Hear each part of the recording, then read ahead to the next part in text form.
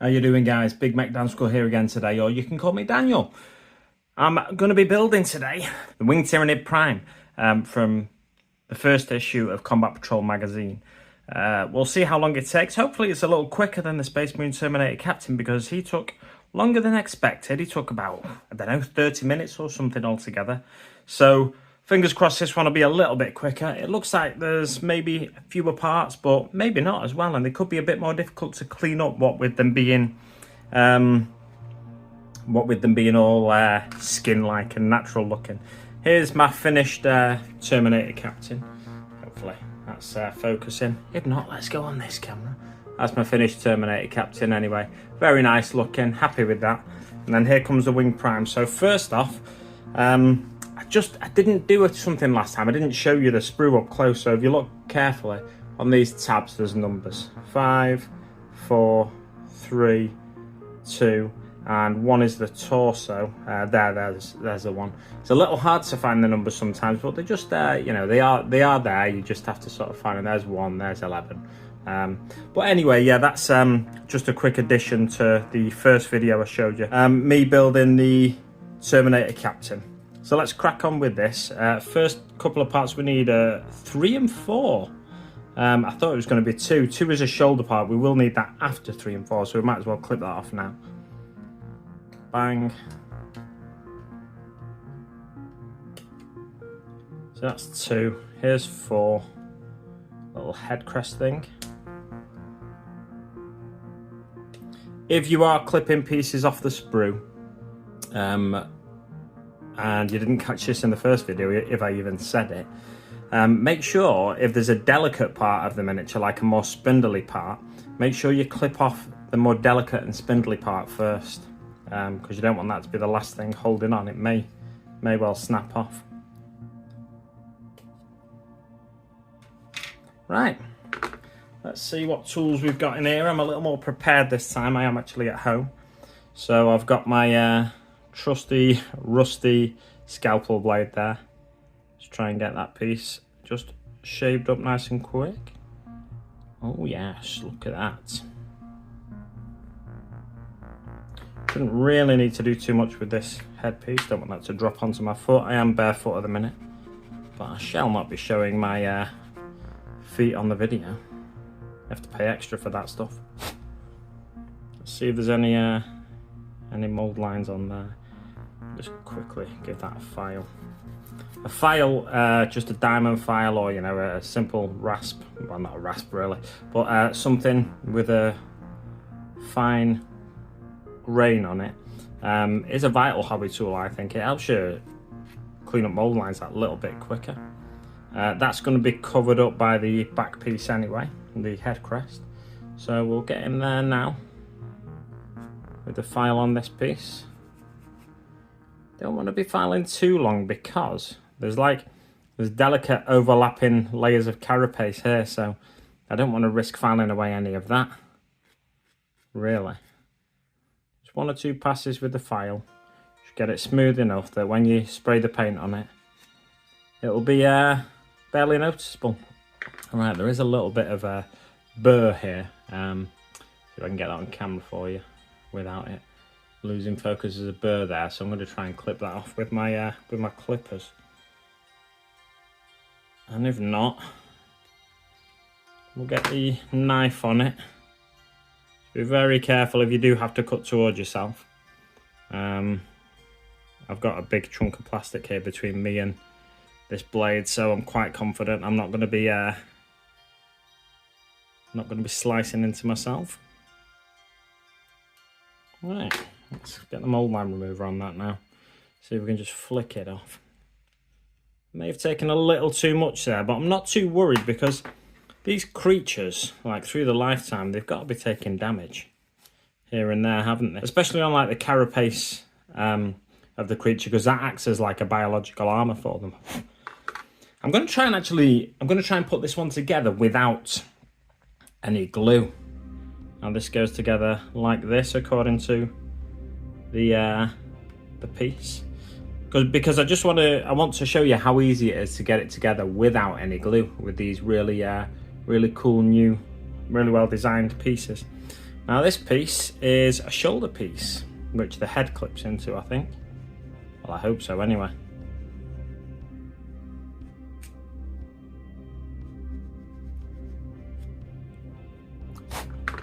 You know what? It may well just be better going in here with the mold line remover actually. I was thinking the file would do a better job. It will in some areas, but other areas require that rough touch of the mold line remover. Ow! I pulled on the piece end and I just pulled a sharp point into my thumb. That's the thing about the mold line remover. Like I said in the last video, it's not going to cut you. I'd be very surprised if it cut you. You could apply enough force that it could penetrate your skin, but it's not likely to. But the plastic sometimes in certain areas is a little bit sharp, so it's likely, more likely, that you'll cut yourself on the plastic than you will on the mold line remover. And it's unlikely in the first place that you cut yourself on the plastic. But just be very careful. Certain areas like this iron halo and stuff on the Space Marine Captain, they could definitely pop into your skin.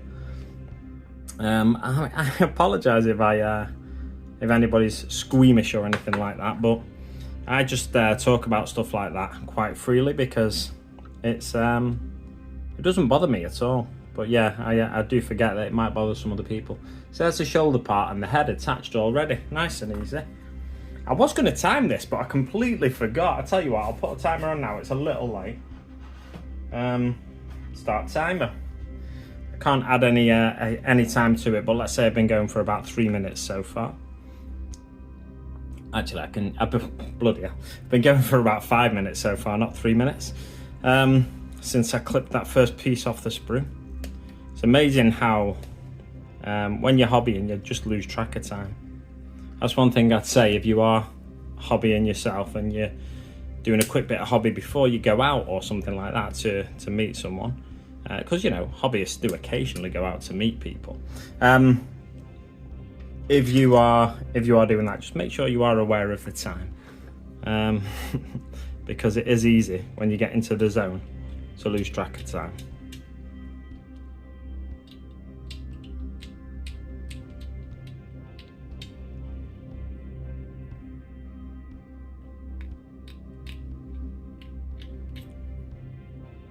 These might require a little bit of filing on these areas. The mold line remover is doing it. It's just hard to get a grip. No, there we go. Actually, that's nice and smooth now. Now this one towards the end of the tail, you got to be careful to make sure you put your thumb behind, because this is long and spindly. I mean, it's not that spindly. It's not the most spindly thing you'll find in a Warhammer miniature. Make sure you put your thumb behind and then scrape over like that to show that to give it a bit of extra support. Because sometimes you will apply more pressure than you anticipate. It's a leverage thing, I think.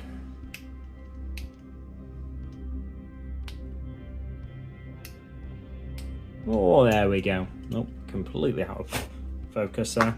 Right, how does this attach now? I've got to get piece 5. So, piece 5 is the other shoulder piece. Got a feeling this one is going to be a slightly quicker build than the last one. Remember, as I said in the last video, or if you didn't watch the last video, keep the flat side towards the piece and the beveled side or the tilted, slanted side in like the V shape. Keep that towards this side, keep that towards the sprue.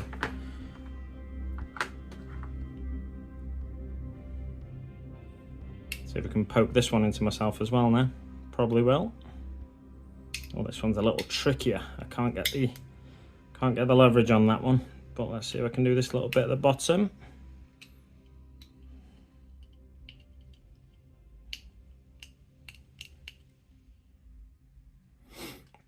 I don't often stand up to do hobby, but it's an interesting experience. I've got this table which is at a nice height to be working on whilst standing. So I figured I'd and my hobby desk downstairs that I used to stream from on Twitch. That is quite messy at the minute. I figured this would be a better area to fill. And I could just crack on.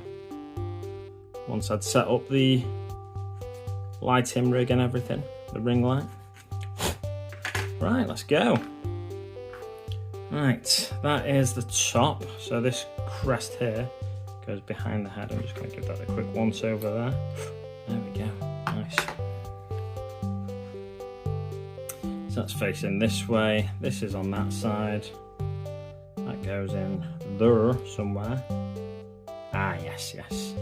So you want to locate this piece, I think, if I'm right. Yeah, that's not going to work. No, you want to locate this side first. Yes, so this piece will go through this hole here. I am doing these videos in order to try and help newer people to the hobby get used to these kits and the way they go together. Now, if you let go of this piece, it'll just it'll fall out. So what you want to do is just hold it in place with your thumb, and then eventually, because they show you that they can be fiddly when you're new to them, but they do go together. And then these two pieces should go together in there nicely. There we go. Right, it's finding a way of holding it and showing you at the same time. That's the tricky part sometimes. There we go. So that looks like, you know, getting there now. You can see what he is. He's got a head, he's got a torso. I could, if I wanted to, leave this in sub-assemblies in order to try and make the painting steps easier. 6 and 7 are the next pieces, the legs. Yeah, I could leave it in sub-assemblies in order to like leave the wings off or something in order to get to the torso easier. But I think I'm just going to do a quick paint job on him. And also, as I said, I'm not going to be gluing him anyway, so I may well be able to pull him apart to get to tricky to reach areas anyway. I do have my glue out on the table, but I don't anticipate using it unless there's any tricky areas. Give that a quick file. That's going to be hidden by the base anyway. Any areas here that need addressing rather, not assessing. Got really itchy legs for some reason at the minute. I think I'm in a slightly warm room. And when I'm warm, I tend to get itchy. Does anyone else suffer from that, or is it just me? You know what? I bet this build is going to be exactly the same length as the old one looking at the timer now. We'll see. So this piece goes in this side with this piece here of like hip armor just going into here, I think it looks like. Yeah, there's a hole straight through there. I think that piece of hip armor will just locate there somewhere. There. Wait, oh right, I wasn't putting the peg in the hole. So you got to get the peg in the hole, get it lined up properly. There's a bit of a clue there. There's a male and a female piece. Put the male in the female, simple as that. That just slots in on the other side. And as you can see, like, I can waggle him about like that. The heavy torso and the other leg and head. They're not putting any stress on these leg joints at all. So this is going together really well, as did the Terminator. 10 is a claw, a talon, and 8. So 10 and 8, you put a taloned arm on first, and then 8 is the winged arm. They should hopefully be on the same side of the sprue. They're sort of on the same side of the sprue. Here's 10. 11 is actually closer to 8, which could be a little bit confusing, but that's why the sprues are numbered for you. I've been seeing increasing numbers of hobbyists that I'm familiar with getting into getting into Gundam and stuff recently. And it's frustrating for me because I don't have any love for Gundam. It doesn't appeal to me aesthetically. However, one thing that they always talk about that I wish was the case in Games Workshop kits and in, you know, hobby kits in general like this, is that a lot of their sprues are numbered in order, so it'd go, that'd be 1, that'd be 2, that'd be 3, that'd be 4. Basically, you go through like that and they're right next to each other and stuff. So it's really logically numbered. The good thing about some Games Workshop sprues is the numbers you need first, so 2 and 3 were right next to each other, and then 1's here, so they are near each other, but they're just like, there's no logical order around it in the same way that there is in Gundam kits by the sounds of it.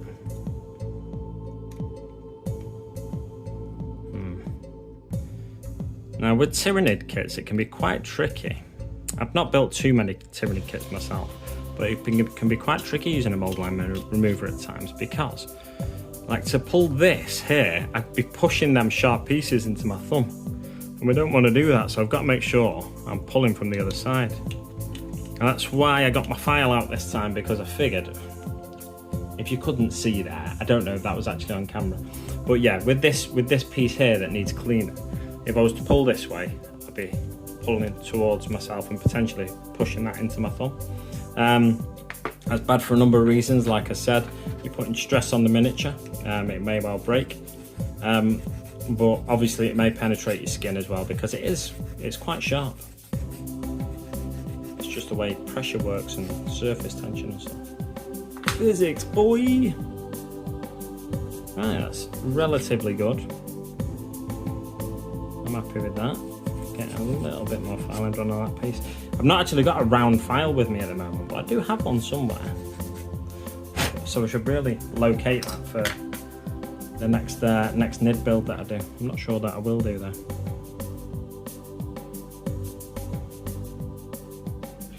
And a little deep there, not to worry there. Get the file over the top, we can even that out, and also it can just be a bit of battle damage, a bit of a nick. Unless I'm entering this into, I mean, even if for myself I was entering this into a painting competition, I am not particularly precious about little nicks and stuff. So you want this flat piece in line with the flat bit under there, like the roof, if you like, of his shoulder pad or shoulder carapace armor. And then these two pieces here, there's a little nubbin here. Nubbin here, and then there's the prong or the peg there. So you wanna peg him just in there like that. So the peg goes in first, and then the nubbin will help you locate that little recess. So it sits right. Nice, very nice. This is going quite well, I think. Been about 15 minutes so far, so it is a little quicker than the Terminator Captain, but it's not the quickest miniature I've ever built.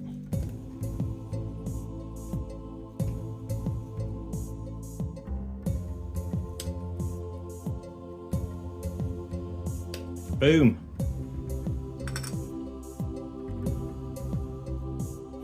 Just remembered I'm supposed to be doing this on camera. Pull it off camera to get a nice easy access look for myself. And of course, I miss a great filming opportunity. Again, I'm just going to file this piece flat, because that's going to go in under the shoulder armour. Oh no, it's not actually. I don't want it too flat then. No, it is going under the shoulder armour, isn't it? It is flat. I thought for a brief second then, I thought, no, it's not flat, is it? It's easy to make mistakes sometimes if you're rushing. And that's one thing to remember, if you are new to the hobby, don't just rush everything. Take your time. Enjoy it. Whoa! Throwing the mold lamp remover at myself. A little tricky piece, this. Doesn't want to come off.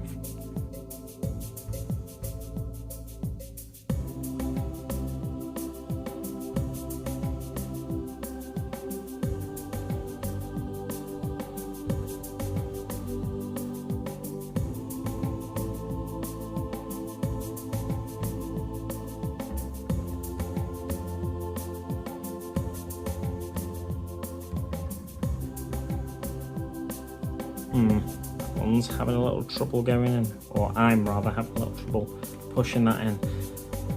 Some of these holes in the miniature where the pegs go, they're at a slightly different angle into the miniature. So sometimes, here's a peg and here's the hole, right? Sometimes you won't be able to put it in like that, like you think you should, because it'll be hitting like it's hitting my ring finger there. So instead you need to find the right angle and just get it right in like that. Magic.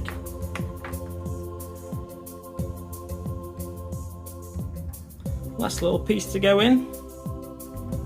A quick scraperoonie. You see again, it's got the nubbin and it's got the peg. So you want to just roughly locate them in the right position. Peg above, nubbin below, and push them in. Went together very nicely indeed, that miniature. We need a base, don't we? Where is the base? It's got to be in there somewhere. Okay, so this one comes with no scenic piece for the Tyranid character to stand on, unfortunately. Space Marines always get a bit of extra when it comes to basing and stuff. Not always, but quite often. They are the poster boys of the game after all, so we've got to choose which side we want the legs to be on. Now, to me, should it be stood that way? No, I'd say that's too far off the base. You want to spin him round there. These little hexagonal holes can be tricky sometimes to get it right. Is it too far over to one side there? Maybe he is, so maybe he needs to be in this other one here. There are 2 holes on the base, remember. So we're going to push that out. We can't. I have to use my mold line remover to push it out. That's a great thing about a mold line remover as well. You can just use it as an extra tool to pop the pegs out of place on the base. And which one did I have it on then? That's the problem.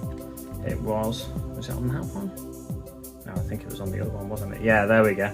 So with him in that hole there, he almost, with his other foot, covers up that other hole. So I'd say that is the right way to put him on the base. And the centre of gravity is really well on the base there. Really happy with that. Another easy to build miniature. The timer, the stopwatch is at 16, nearly 17 minutes. We'll add 5 onto that. So it was about a 23-minute build, something like that, because I forgot to set the stopwatch at the start. But yeah, really happy with that. So that's the 2 heroes built from issue 1 of Combat Patrol magazine in under an hour. Yeah, I will leave it there for now, guys. Come back for my review of issue 2, the contents of issue 2 of Combat Patrol, and I look forward to doing more of these videos for you. There's probably going to be a build video for the miniatures that come in issue 2 as well, because I've heard they're quite fiddly. So keep an eye out for that in future as well. Thanks very much for watching, and I'll see you on the battlefield.